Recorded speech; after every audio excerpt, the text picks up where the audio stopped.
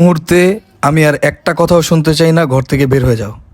আমি বলে গেছিলাম যে আমি যদি ওকে পেটে নাও ধরি তারপরে ও আমাদেরই সন্তান। আমি আসলে কিছু সময়ের জন্য অন্ধ হয়ে গেছিলাম, আমাকে তুমি মাফ করে দাও প্লিজ, আমার দ্বারা এই ভুল আর কখনো হবে না, আমাকে মাফ করে দাও।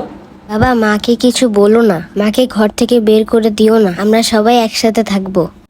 শিখ শিখ, এতটুকু বাচ্চা, এই বাচ্চার থেকে শিখার মতো তোমার অনেক কিছু রয়েছে।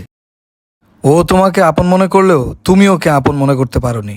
খুবই লজ্জাজনক। প্লিজ আমাকে ক্ষমা করে দাও। যাও। এখনো দাঁড়িয়ে আছে কেন? যাচ্ছ না কেন? যেদিন তোমার বাবা মা সঠিক শিক্ষা দিতে পারবে সেদিন আসবে, এর আগে আসবে না। বন্ধুরা, সৎমা মানে হচ্ছে ভালো মা, কিন্তু এই ভালো মা শব্দটা আমরা কজনই বা বুঝি। বর্তমান সমাজে সৎমায়েরা বেশিরভাগই নিজের সন্তানকে প্রায়োরিটি দেয়। এই ভিডিওতে আমরা তারই কিছু দৃষ্টান্ত ফুটিয়ে তোলার চেষ্টা করেছি। ভুল ত্রুটি ক্ষমা দৃষ্টিতে দেখবেন, আর যদি ভিডিওটি ভালো লাগে অবশ্যই শেয়ার করবেন।